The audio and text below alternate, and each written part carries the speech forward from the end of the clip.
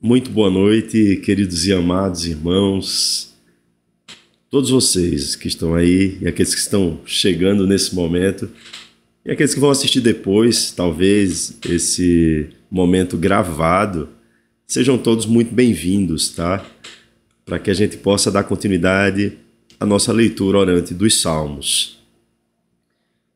Hoje a gente vai ter o Salmo de número 50 como sendo o salmo da nossa apreciação. Vamos fazer a leitura, como ele é um salmo um pouco mais longo. Eu estava vendo aqui no texto que ele tem 23 versos, só que alguns desses versos são um pouco mais gordinhos, são um pouco maiores do que em outros salmos. Então, vamos fazer apenas uma leitura, tá? E quando eu faço uma leitura apenas, eu sempre trago isso aos irmãos. Vamos tentar nos apropriar ao máximo dessa leitura. Vamos tentar fazê-la de uma forma pausada, para que cada palavra possa ser bem percebida, cada sentido da palavra possa ser bem apropriado por nós, e para que a gente possa, no momento de silêncio, conseguir se conectar, né, ao que o texto tem trazido ao nosso coração. Deus fala, meus irmãos, Deus fala poderosamente pela sua palavra, né? Quantos de nós, assim, em momentos muito específicos, já tivemos uma clara sensação de que aquele texto estava falando diretamente ao nosso coração? E isso ninguém pode arrancar de nós, não é verdade? Isso ninguém pode dizer que não aconteceu, porque de fato aconteceu. Deus fala, meus irmãos, a palavra dele é penetrante, a palavra dele vai até o íntimo da alma, a palavra dele, ela tem autoridade sobre a nossa vida, sobre a vida dos eleitos, e ela é apta para discernir os pensamentos e intenções do coração. Então, quando a gente sabe disso, a gente não pode se dirigir à palavra de Deus de qualquer maneira, não é verdade? Se a gente sabe disso, nós nos dirigimos a Deus com plena convicção de que a sua palavra ela trará a nós respostas, trará a nós a compreensão necessária para o que precisamos, trará a nós a sabedoria para que possamos tomar decisões mais acertadas, né? À luz da vontade de Deus, meus irmãos. Então, é nesse espírito que eu convido você a tomar sua Bíblia.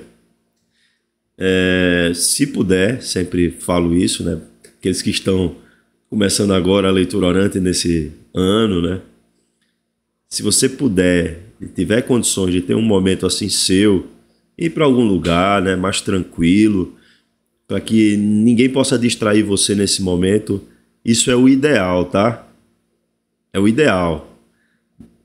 Mas nem sempre o ideal é possível. Vamos convir, né? Nem sempre o ideal é o que a gente tem. Então a gente faz aquilo que a gente pode.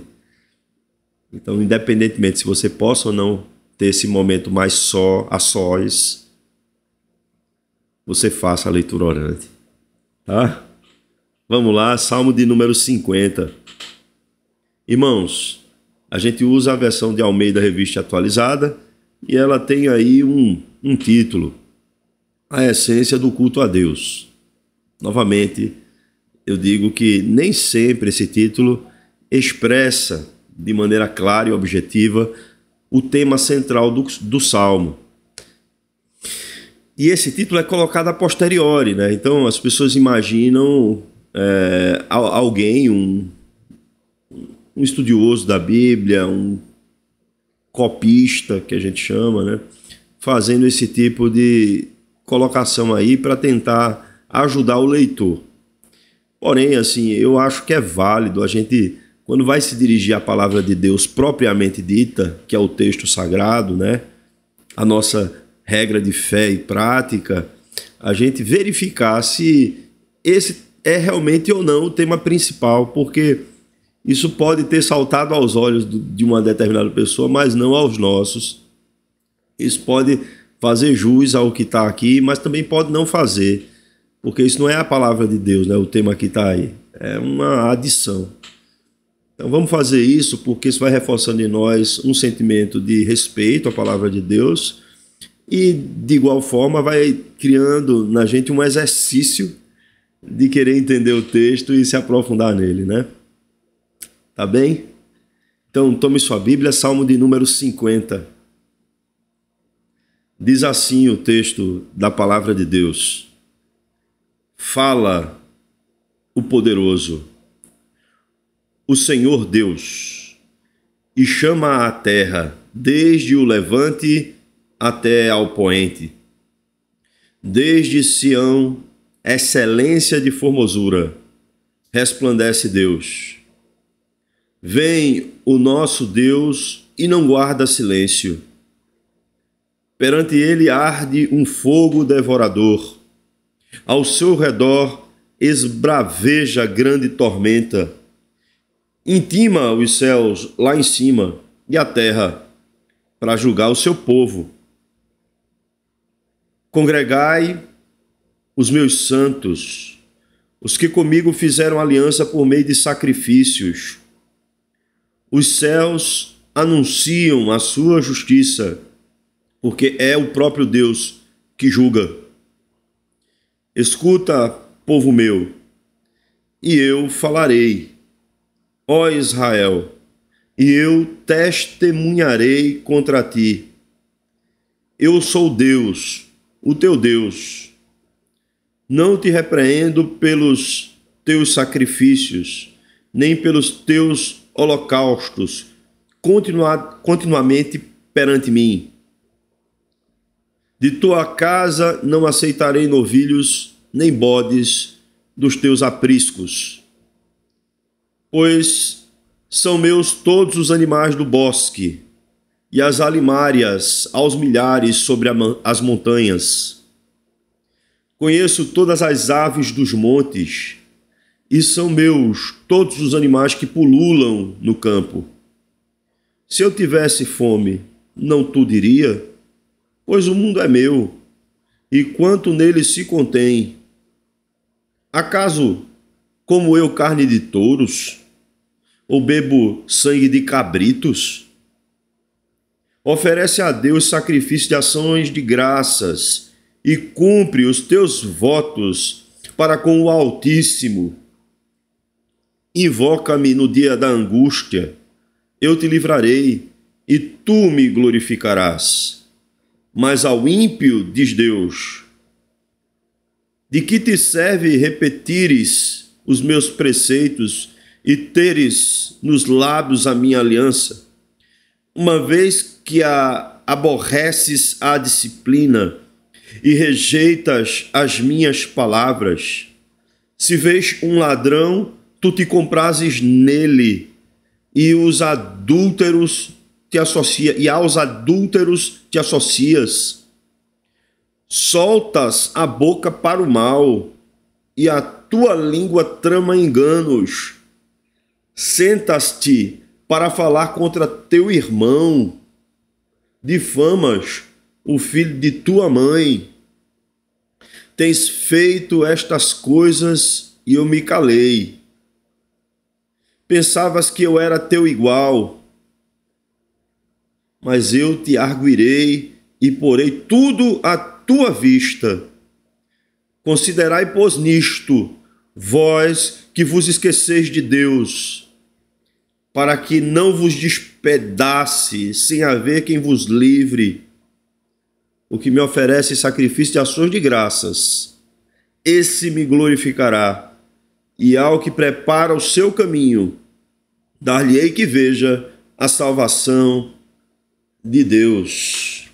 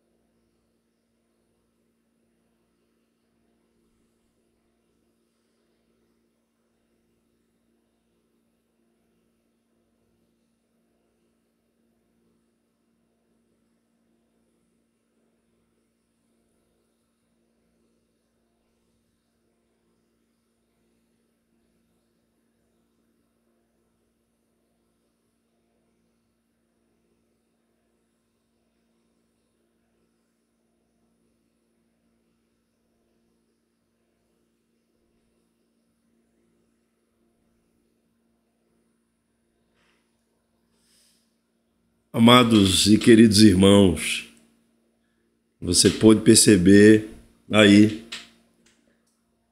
que esse salmo talvez tenha um tema mais proeminente do que esse tema que está sendo abordado aqui sobre a essência do culto a Deus. Pelo menos eu creio que você percebeu, não é? Esse é um salmo de Asaf. Nesse segundo tomo do livro dos Salmos, que começou a partir do Salmo 42, esse vai ser aqui o único salmo de Asaf, tá? A gente tem outros salmos de Asaf na Bíblia, mas no livro 2 esse é o único salmo de Asaf. Asaf, ao que se sabe, é um levita, que ele foi separado para essa parte do cântico, né, litúrgica, do culto a Deus. Algumas pessoas remontam ao período de Davi. Existem algumas outras que não sabem muito bem precisar. Enfim, o que é importante se dizer é que esse é um texto, sim, inspirado por Deus, e ele está aí desde o princípio no livro do Salmo, né? Desde que essa reunião de cânticos do saltério, de orações, foi feita. Então a gente não pode abrir mão, né, dele como também fonte de ensino e de exortação para a nossa vida. Quando a gente olha para o Salmo, meus irmãos, fica muito claro que o Salmo trata do juízo de Deus. Vocês concordam comigo? Eu cheguei a ler alguns outros comentários e alguns desses outros comentários também se voltam exclusivamente ao culto, né? E eu dentro de mim, não é possível. Esse Salmo está muito claro que o tema dele é o juízo de Deus, é o julgamento de Deus. É a visitação de Deus diante do seu povo para fazer justiça. E se você tem dúvida disso, basta você observar as expressões que são usadas do Salmo, né? Primeiro, há uma convocação na qual Deus fala de maneira poderosa. Diz que ele não guarda o silêncio, né? E que ao redor de si esbraveja, né? Grande tormenta. Diz que ele se inclina para a terra para julgar os povos e que ele intima também os céus. Diz que os céus anunciam a sua justiça. Veja só, traz repreensões aqui sobre como o culto estava sendo feito sem se observar a essência da aliança que Deus havia dado, né, ao seu povo no Monte Sinai. Ou seja, nesse salmo, quando se falar da aliança, assim, objetivamente, ele está falando dos 10 mandamentos, viu, meus irmãos? Para a gente entender aqui. E isso ajuda a gente, aqueles irmãos que têm assistido à Escola Bíblica Dominical e têm visto os estudos que a gente tem falado sobre a importância da lei de Deus, né? Porque a gente falou do pacto de obras, a gente entrou no pacto da graça e a gente fez uma exposição, está fazendo, na verdade, aos domingos, na Escola Bíblica, sobre a importância da lei de Deus. E a gente está falando dos 10 mandamentos. Então a gente tem aqui inúmeras menções à justiça de Deus, que vai desde o primeiro verso até o último, né? Que Deus, assim, ele faz um alerta para que se considere essas coisas antes que venha uma repentina destruição sobre aqueles que não observam a sua vontade, né? Que se autodestroem por conta do seu pecado, né? Então, assim, aí no fim ele fala, né? Que me oferece sacrifício de ação de graças, esse me glorificará. O que prepara o seu caminho, dar-lhe-ei que veja a salvação de Deus. Ou seja, meus irmãos, o culto está aqui, tá, tá presente, mas ele é um tema subjacente, ele é um tema secundário, é o tema da justiça de Deus. No Antigo Testamento, queridos, quando se falava na visitação de Deus, essa visitação era por meio de juízo, entendeu? Os profetas falavam dessa visitação. Deus visitaria o povo para fazer justiça. Deus visitaria o povo para poder separar, né, o trigo da palha. Deus visitaria o povo para que o povo pudesse ser purificado, santificado, para viver uma vida consoante a sua vontade. E aí a gente tem, sim, o episódio do Monte Sinai, quando Deus entrega as tábuas da lei a Moisés, e esse desce com as tábuas, com os 10 mandamentos, né? E vai encontrar ali o povo, no primeiro momento, já tendo declinado, o povo vacilante, né? Declinado da aliança com Deus, servindo a outros deuses, criando ídolos e etc. Mas ele quebra as tábuas, mas ele volta, toma novamente as tábuas e desce para trazer ao povo a verdade da vontade de Deus. Quem lembra do relato de Números vai perceber que o povo que saiu do Egito não só saíram israelitas, mas saíram também alguns que haviam se fiado ao povo de Israel, né? Que eram chamados de populachos. São pessoas que não tinham assim parte na aliança com Deus, assim, em questão, né? Mas que foram também, eles seguiram os israelitas. E alguns estudiosos entendem que eles continuavam a influenciar os israelitas nas questões relativas à idolatria, né, egípcia e tudo mais. Enfim, não é tão fácil se chegar a uma conclusão mais abrangente nesse sentido, porque, na verdade, o que o povo tinha feito de forma desviante da vontade de Deus era porque estava no coração deles, né? Existia influência, sim, por causa do tempo que eles passaram no Egito e do cativeiro que eles viveram ali. Porém, assim, essa influência já estava arraigada no coração. E o tempo de peregrinação no deserto para chegar na terra de Canaã, na terra prometida, foi para que Deus pudesse agir de maneira a que o Egito saísse do coração do povo, né? A idolatria, o mundanismo, vamos colocar assim, saísse do coração do povo. Então, assim, esse é um salmo que ele deve ser visto como um salmo que é representativo da justiça de Deus, viu, meus irmãos? Ele é um texto que provavelmente é litúrgico, porque na festa das cabanas, né, na festa do tabernáculos, ele é citado, ele é lido, é recitado nesse caso. Então, assim, a gente pode ter, sim, um texto que é lido, assim, é de fato lido em momentos da liturgia do calendário do povo de Israel. Isso a gente tem essa plena convicção. Vamos conversar um pouco então sobre o Salmo, né? Vamos lá. Primeiro ele inicia, na verdade, com uma palavra que é chave. Fala o poderoso. Fala o poderoso, o Senhor Deus. Irmãos, eu comecei a leitura já trazendo isso à baila, né? Deus fala, meus irmãos. Deus fala. E a grande dificuldade não é sabermos que Deus fala, para nós que somos salvos, tá? Porque a gente tem convicção de que há um Deus, ok? A grande dificuldade é a gente se amoldar ao que ele fala.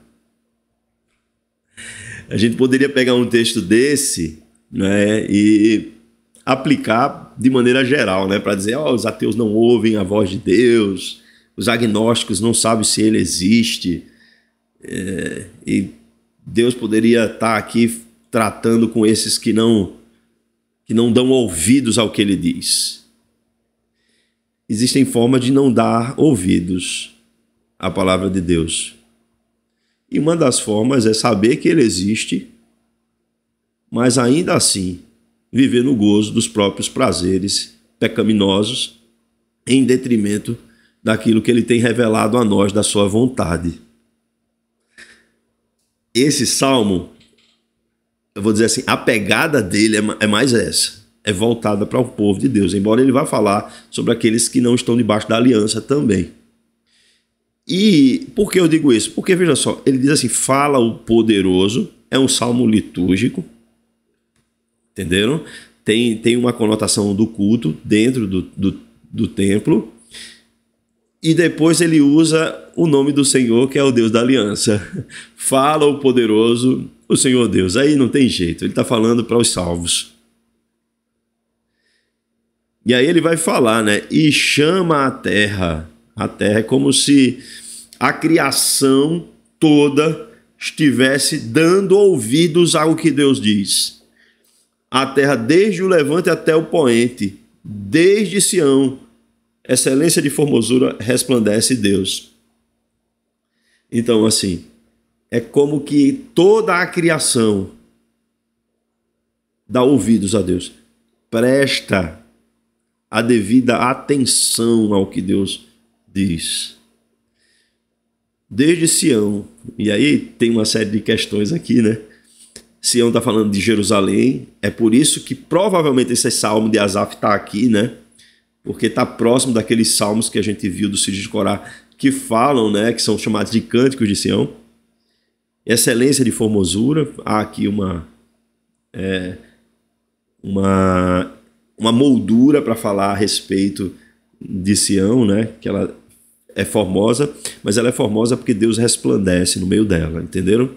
Não é uma formosura apenas material, como as pessoas assim imaginam, mas é uma formosura porque o próprio Deus resplandece, revela-se por meio de sua aliança através de Jerusalém, através de Sião. Então é nesse sentido. Mas observe, né, que toda a terra dá ouvidos a Deus, toda a terra se curva diante dele, toda a criação, no sentido daquilo que foi feito por Deus no princípio, presta a devida honra ao seu Criador, tá? Aí, vejam só, ele diz desde Sião, porque Sião, Jerusalém, Deus fez uma aliança com o seu povo para que, a partir dele, pudesse resplandecer a glória para todas as nações. Entenderam, meus irmãos? Ou seja, a aliança que Deus fez com o seu povo, com o povo de Israel, ali no Sinai, era uma aliança para que o povo refletisse a sua glória através do testemunho do seu povo a todas as nações, a toda a criação, vamos colocar assim. Então a gente tem isso, né? Como cristãos, né? Que estamos debaixo de uma mesma aliança de graça com Deus, a gente reconhece, meus irmãos, que somos chamados para sermos sal e luz do mundo. Luz, meus irmãos, fala de resplendor, mas que resplendor é esse, né? É o resplendor do caráter de Deus impresso em nossa vida. Nós cristãos, a gente está debaixo de uma aliança com Deus e essa aliança é representativa também nos nossos comportamentos, condutas. Ela não é só representativa no sentido litúrgico, de culto a Deus prestado de maneira congregacional aos domingos. Ela é representativa em cada dia, em cada momento da nossa vida. Aí veja aí o verso 3, diz assim: vem o nosso Deus e não guarda silêncio, perante ele arde um fogo devorador, ao seu redor esbraveja grande tormenta. Temos duas possíveis representações aqui, tá? Primeiro está tratando da visitação de Deus. Aí lembram que a visitação no Antigo Testamento sempre estava relacionada a juízo.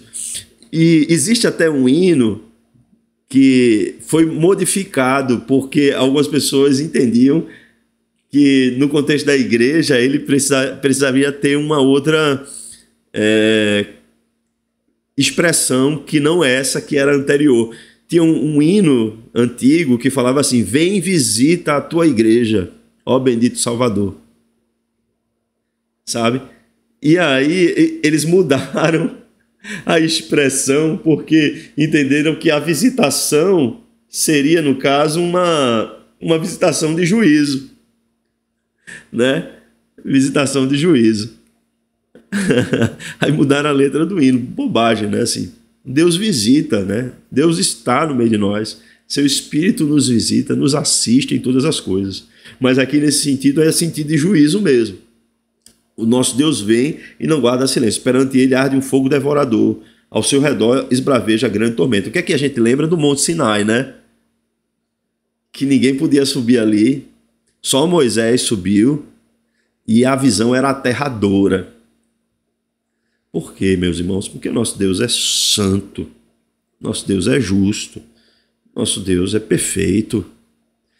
E não há como nós, que somos pecadores, né, nos aproximarmos de Deus sem sermos destruídos, se não for pela mediação do ungido de Deus, de Jesus Cristo. Então, até Moisés ali, quem medeia essa relação com Deus para que ele pudesse subir no monte é Jesus. Talvez você nunca parou para pensar nisso, mas só Jesus, somente Jesus pode fazer isso. Então o Messias que havia de vir, o profeta à semelhança dele, que ele próprio proferiu palavras a respeito disso, foi quem o guiou, tá? Para que ele pudesse se aproximar de Deus ali no Monte Sinai. Então a gente tem essa representação, mas a gente tem uma outra também, que para nós da igreja é muito clara. Deus, Jesus Cristo, meus irmãos, Deus de Deus, o Filho de Deus, voltará para fazer justiça. Então a gente teve o advento do nascimento de Jesus Cristo para a nossa salvação, não é verdade? Mas a gente vai ter o advento da vinda de Jesus Cristo para fazer justiça a todos os povos. E ele vai vir em glória e poder, meus irmãos. E aí, vejam só, a vinda de Cristo não vai ser uma vinda secreta, tá? Paulo diz isso porque ele virá com grande alarido, com voz de arcanjo, né? Ou como um relâmpago, né? No outro texto, que sai do Oriente, se mostra no Ocidente, é algo visível. Ele virá, e aqui ele diz: vem o nosso Deus e não guarda silêncio. Tem duas questões, pode dizer respeito a que ele virá de uma forma que se perceberá que ele veio, né? Porque essas características que a gente chama de teofânicas, né? De fogo devorador, grande tormenta ao redor e tudo mais, é para dizer que não vai ser uma vinda que as pessoas não vão se dar conta de que aconteceu, né? Então a vinda do Senhor, meu irmão, ponha isso na sua cabeça. Jesus não vai vir de forma secreta para buscar ninguém. Jesus vai vir para buscar a igreja e todo olho verá, todas as pessoas em todas as faces da terra, em todos os lugares, nos rincões mais distantes, todos verão, porque ele virá e não guardará silêncio. Ninguém vai conseguir se esconder, não. Não adianta construir bunker, não, para se esconder do juízo de Deus. Essa é a verdade. Aí o verso 4 diz assim: intima os céus lá em cima e a terra para julgar o seu povo. Olha aí, a visitação para juízo do povo, agora ele está trazendo. Congregai os meus santos, aos que comigo fizeram aliança por meio de sacrifícios. Os céus anunciam a sua justiça, porque é o próprio Deus que julga. Então, ficou claro, não ficou, meus irmãos, que ele está falando de uma visitação para juízo. E observe que primeiro ele diz assim, que ele intima lá dos céus, lá no céu, e a terra, e ele vem julgar o seu povo. Vem julgar o seu povo. E aí ele fala aqui no verso 5, congregai os meus santos, os que comigo fizeram aliança por meio de sacrifícios. Vamos por parte. Intimar os céus lá em cima e a terra demonstra a autoridade de Deus como juiz, tá? Quem sofre um processo judicial, por exemplo, é intimado. É intimado, né?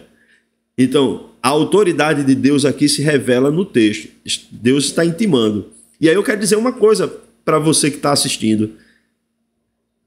Na justiça de Deus, não há como ninguém escapar da sua intimação.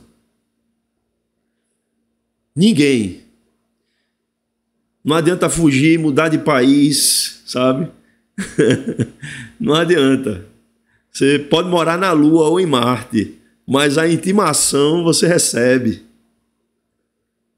Não tem jeito, não há como fugir da sua justiça, do seu juízo. E aí ele dá uma ordem: congregai os meus santos, os que comigo fizeram aliança por meio de sacrifícios. A gente sabe, meus irmãos, vejam só, que no Antigo Testamento os sacrifícios atestavam a aliança de Deus com o seu povo. Mas a gente sabe que esses sacrifícios da lei cerimonial, da lei ritual do templo ou do tabernáculo, eles eram apenas um esboço de algo mais sublime, que foi o sacrifício de Jesus Cristo na cruz. Então aquilo que para eles está no plural aqui, fizeram a aliança comigo por meio de sacrifício, para nós está no singular. Porque a gente sabe que o sacrifício de Jesus Cristo foi um sacrifício completo, que envolveu todos esses sacrifícios em si, e de uma vez por todas pagou, né, o preço pelas nossas vidas. De maneira que o nosso saldo, que era devedor de maneira impagável para nós, ele se tornou um saldo positivo, e um saldo positivo pela graça de Jesus Cristo. De modo que, assim, somos resgatados por ele, somos comprados, redimidos por Jesus Cristo. E temos uma aliança com Deus, sim, e uma aliança mais sublime, como diz o escritor aos Hebreus, porque Jesus é maior e melhor do que os elementos da antiga aliança. Então, Deus, veja só, quando vier em juízo, ele irá congregar os seus, ele irá ajuntar os seus. Ele dará ordem aos seus anjos, como tem em alguns textos da Bíblia, para que ajuntem os seus, e vai fazer separação entre as ovelhas e os bodes, né? Entre aqueles que têm, assim, uma relação pactual com ele e aqueles que não têm, para exercer juízo sobre aqueles que não têm. Porque a justiça de Deus sobre a nossa vida, sobre a vida daqueles que são salvos, a justiça eterna de Deus já foi feita na pessoa de Jesus Cristo. Nele foi imputada a justiça pelo nosso pecado, e através dele foi imputada a nós a justiça de Cristo. Através do sacrifício de Jesus Cristo, fomos justificados, ou seja, nós que merecíamos o juízo de Deus sobre a nossa vida, fomos justificados por Deus. Porém, vamos lá, né? Se a gente está falando de juízo final, isso está claro. Mas e durante a vida, quando pecamos? O nosso irmão, diácono José de Arimateia, ele fez uma pergunta interessante na escola bíblica dominical de domingo, né? Ele perguntou assim: e nós que somos salvos, quando pecamos, existem juízos de Deus sobre as nossas vidas? Existe sim. São aqueles juízos que os reformadores chamaram de juízos temporais, mas são juízos corretivos, são juízos disciplinadores, são juízos para quê? Para que a gente possa abandonar o pecado e nos voltarmos para Deus. Então isso é bom, isso não é ruim. Se a gente peca e sofre juízo e a gente se volta para Deus, é porque temos parte na aliança dele, né? Senão, aí está o problema. E não há como escapar, está claro no verso 6. Os céus anunciam a sua justiça, porque é o próprio Deus que julga. Aí no verso 7, veja só, no verso 1, ele começa: fala Deus, tá? No verso 7 ele fala assim: escuta, povo meu, e eu falarei. Nova ênfase, meus irmãos, só que agora está sendo muito específica. Muito específica. Escuta, povo meu, e eu falarei. Isso no Salmo a gente chama de paralelismo, ou seja, temos um texto que tem uma ideia em paralela com outra, com outro verso desse texto. E a ideia que está paralela é que Deus fala e que Deus merece ser ouvido e que o povo precisa atentar para aquilo que ele diz. Aí ele fala: ó Israel, como ele falou lá em cima, Sião, né? ó Israel, e eu testemunharei contra ti. Então, observem que esse juízo é sim um juízo temporal, não é? É sim um juízo contra o povo de Deus. Por quê? Porque o povo de Deus estava pecando e estava deixando de lado a essência da aliança dele. Em que quesito? Aí entra a questão, né? Na questão do culto. Olha o que ele vai dizer.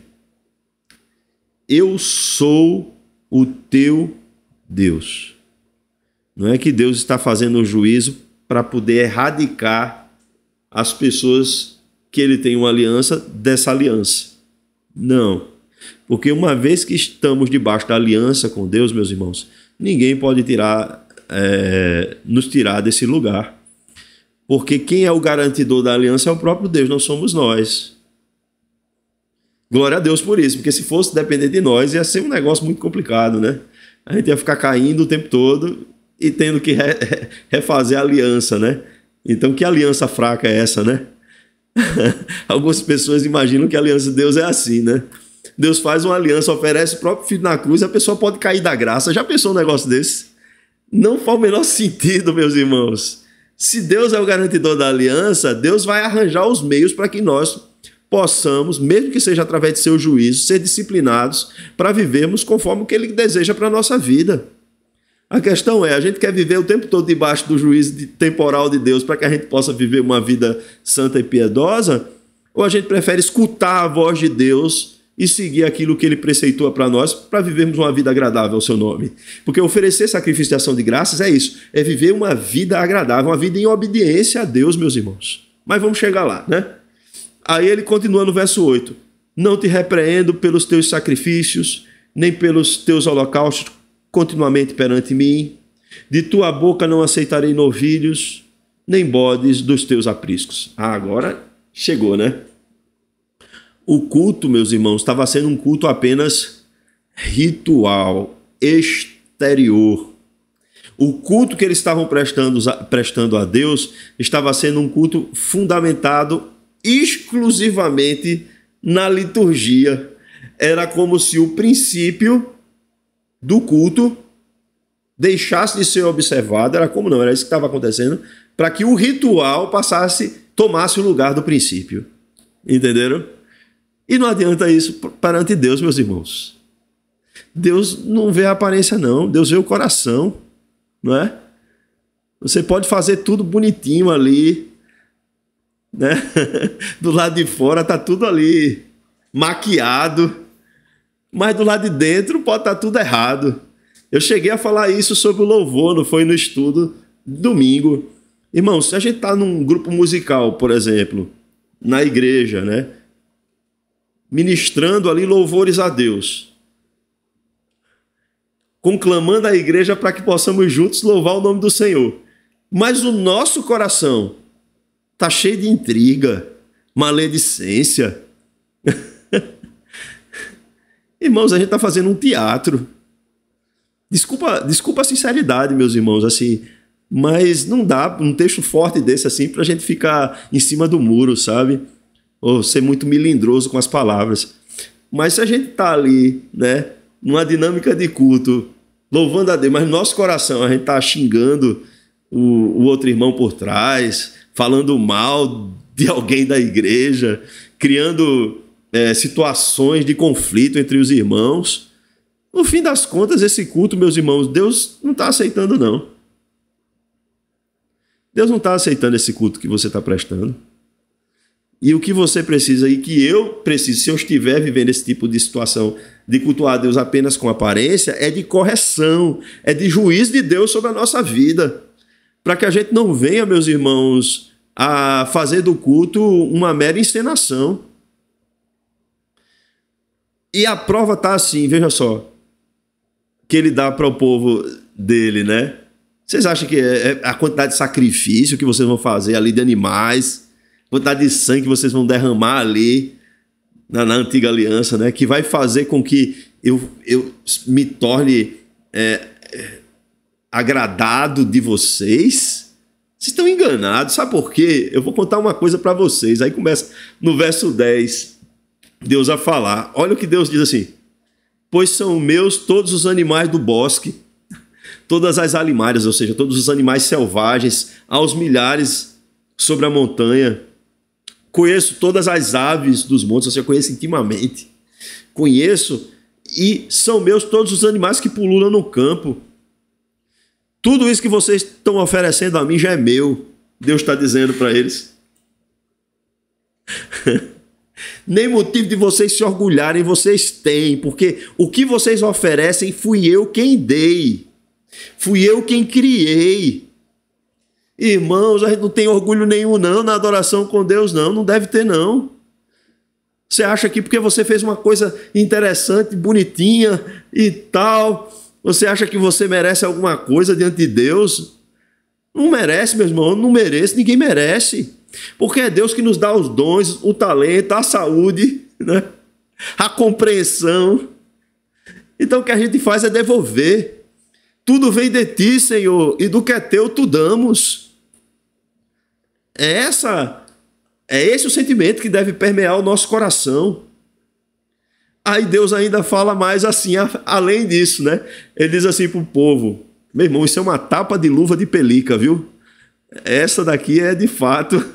Deus diz assim: se eu tivesse fome, não tu diria, pois o mundo é meu e quanto nele se contém. Acaso eu como carne de touros? Deus coloca para o povo. Ou bebo sangue de cabritos? Vocês estão achando que eu preciso de vocês? É mesmo? Vocês estão chegando a esse ponto, a esse nível de autonomia, de achar que eu que preciso de vocês? Vocês estão muito enganados. Vocês que precisam de mim. Meus irmãos, a gente precisa ter essa consciência em nosso coração. Somos nós que precisamos de Deus. Não é Deus que precisa da gente, não. Ele precisa parar com isso, sabe? Às vezes a gente cria uma falsa sensação de que, de alguma forma, Deus precisa da gente. E, embora a gente possa reconhecer que não, racionalmente, mas às vezes a gente age como se isso fosse verdade. Deus não precisa de você, não, meu irmão. Deus não precisa de mim, não. Deus não precisa de ninguém. Deus nos usa para louvor da sua glória. E isso para nós é uma oportunidade, um privilégio de sermos testemunhas dele. Mas isso não nos torna, meus irmãos, pessoas que diante de Deus se tornam melhores, sabe? Não, de forma alguma. Porque diante de Deus, meus irmãos, todos nós somos miseráveis pecadores. Devemos fazer isso com a plena certeza de que é Ele quem nos concede todas essas coisas. E aí sim, em humildade, diante dele, a gente pode fazer tudo isso, e isso vai redundar em louvor e glória ao seu nome. Aí no verso 14, meus irmãos, vem agora, ele já disse o pecado. Vocês estão fazendo assim. O que vocês devem fazer? Porque Deus é muito didático, meus irmãos, ao lidar conosco. Ele está apontando o erro, mas ele também dá a solução. Veja só, ele diz assim no verso 14: oferece a Deus sacrifício de ação de graças e cumpre os teus votos com o Altíssimo. Invoca-me no dia da angústia e eu te livrarei e tu me glorificarás. Já expliquei, né, que o sacrifício de ação de graça existia as ofertas de ação de graça, tá? Mas isso aqui, meus irmãos, no Salmo é muito mais profundo. Não é a oferta dos animais que são oferecidos. Ele está falando do coração. Ele está falando na observância da aliança que Deus estabeleceu com o seu povo. Ele está falando da lei de Deus. Depois ele vai falar sobre essa aliança, a minha aliança, ele vai dizer. Ele está falando dos 10 mandamentos.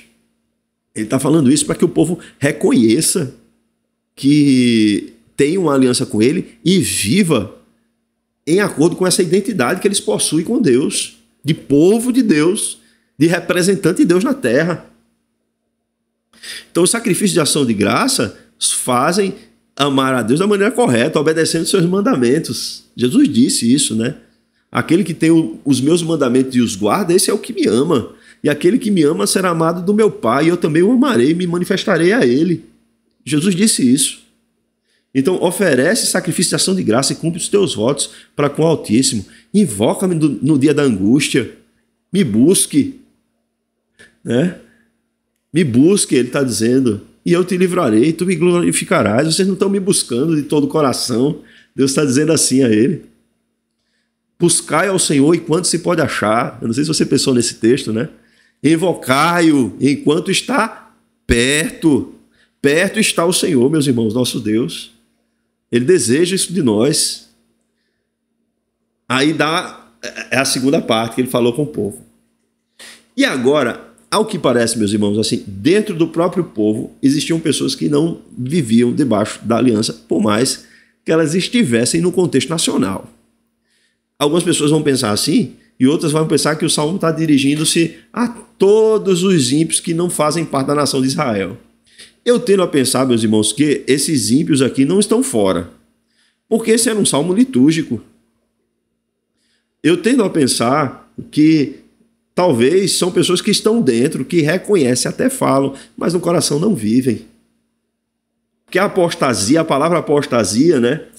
Ela diz, as pessoas dizem aqueles que abandonam a fé, mas a palavra apostasia mesmo, ela pode ser traduzida como aquele que está de longe. Entendeu? Ou seja, ele externamente parece estar perto, mas internamente ele não faz parte daquilo. Ele não tem um relacionamento, de fato.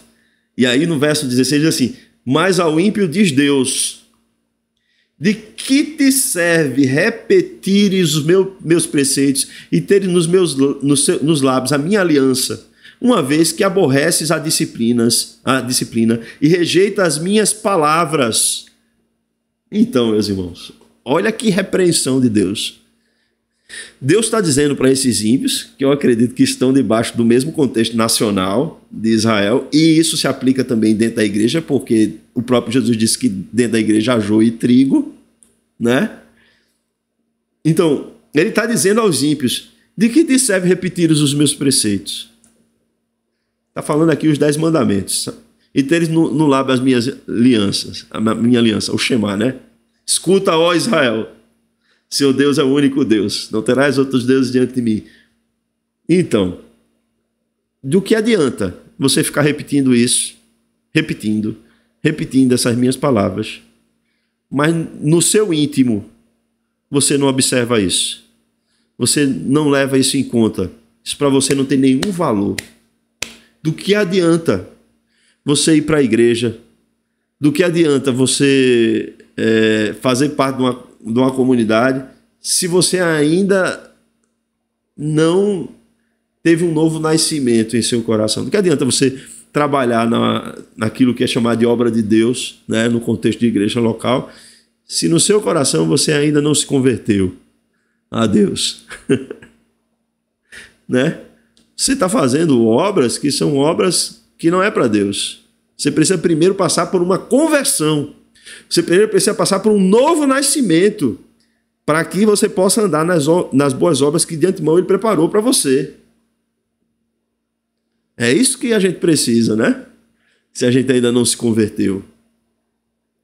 E aí ele vai dizer, veja só, meus irmãos, eu leio esse texto aqui, eu estou aqui com o Kindle, ele de vez em quando fica travando, eu leio esse texto aqui e eu paro assim para pensar assim, nossa, a gente está vivendo uma coisa muito similar. Ou seja, o ser humano sempre viveu esse tipo de situação de degenerescência moral, né? Degeneração moral, de, sei lá, desde os tempos antigos, né?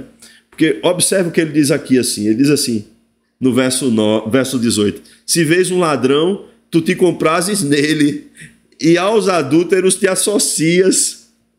Irmãos, a gente teve um líder político que estava defendendo o direito da pessoa roubar celular dos outros para tomar cerveja.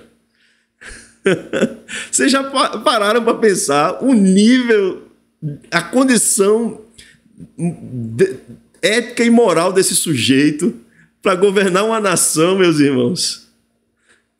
Então, o povo é porque é o representante do povo, né? Entendeu? Então, o povo daqui de Israel estava sentindo prazer em ver o ladrão roubar, meus irmãos. E ficava feliz, né? Eu não sei se vocês assistiram aí a Casa de Papel. Na Casa de Papel, meus irmãos, a gente fica torcendo pelo ladrão. Ele roubar os cofres públicos lá, roubar dinheiro. O cara, o cinema, ele vai envolvendo você, a série, né? E você vai querendo ver cada vez mais o camarada fazendo as suas artimanhas ali para poder roubar, né, os outros. Veja como nosso coração é, né? Se a gente não toma cuidado, meus irmãos, a gente está completamente cooptado, absorto nisso aí, sabe? Aí ele diz assim, e aos adúlteros te associas. Aqui a palavra para adúltero, meu irmão, assim, não pense só que é aquela pessoa que trai a esposa, né? Ou a esposa que trai o marido e começa a se juntar com gente assim, não. A gente pode levar isso aí para vários âmbitos. Pornografia, sabe?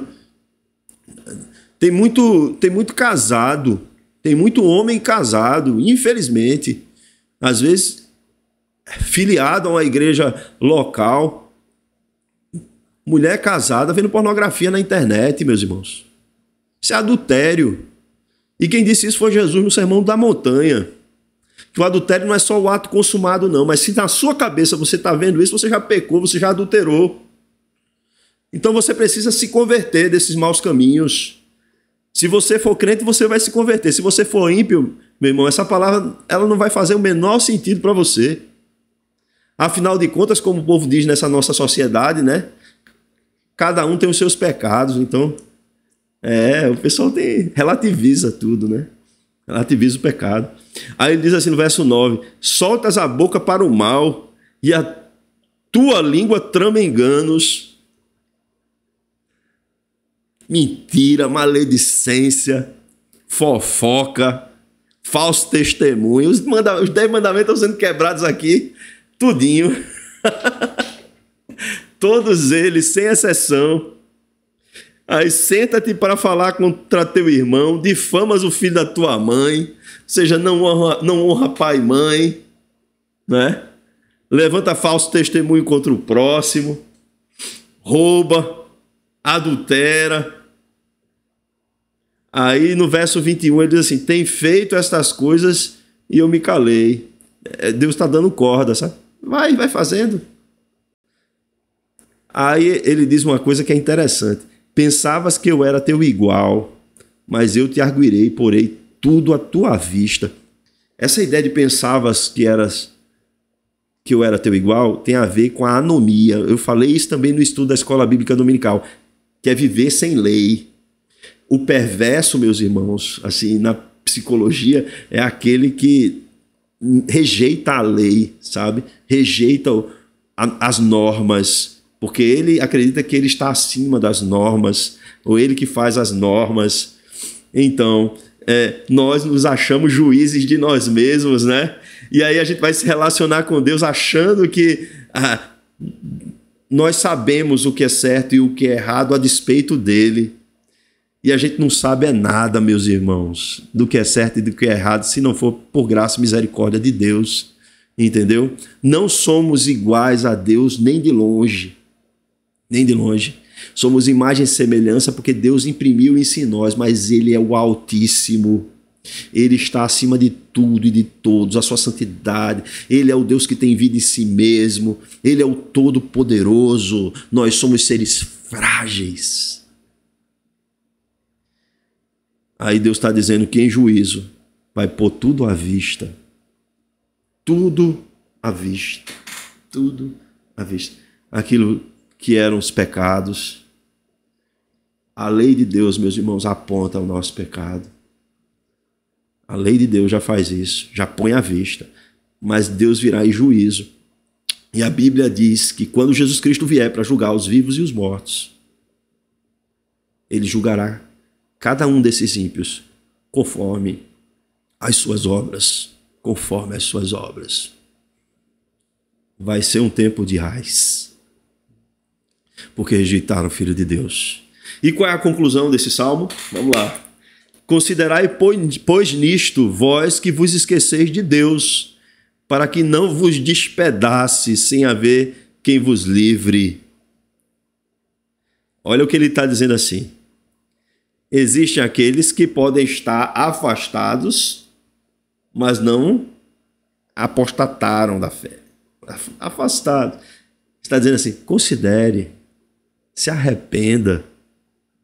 Você que está me ouvindo aí, está vivendo uma vida aí de pecado, mas está debaixo da aliança de Deus, está sofrendo com os juízos temporais de Deus, quem sabe, se arrependa, volte a Deus, considere a sua palavra, considere a aliança em Cristo Jesus, não se deixe enganar, Deus julgará, Deus julgará. Julgará através dos juízos temporais os eleitos e julgará eternamente os ímpios para a condenação. Não se engane, meu irmão, minha irmã. E aí ele conclui, o que me oferece sacrifício de ações de graças, esse me glorificará. E ao que prepara o seu caminho, dar-lhe-ei que veja a salvação de Deus. Então, meus irmãos, observem, né?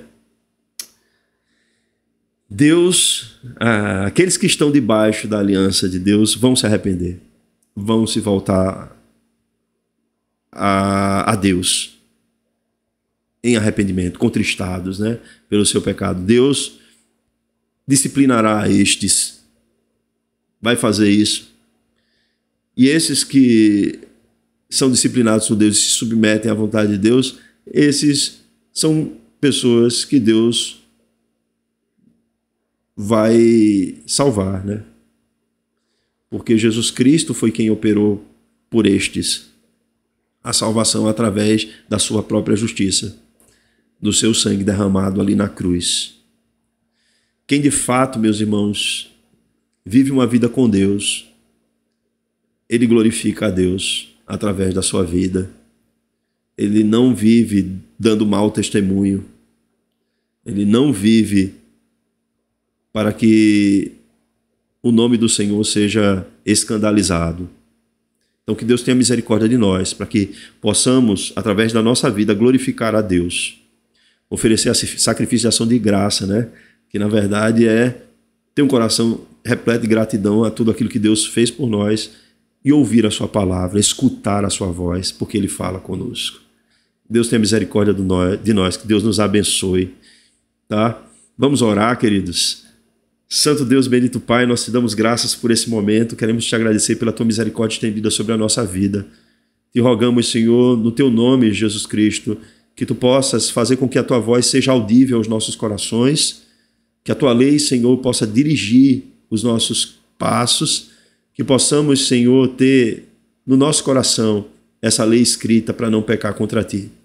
Ajuda-nos, Senhor, nos disciplina sempre quando necessário para que possamos estar nos voltando para ti, Senhor, porque o que mais desejamos como filhos teus, Senhor, é ter no coração um sentimento e uma atitude de te glorificar, de dar glória, a glória devida ao teu nome, porque para isso fomos criados.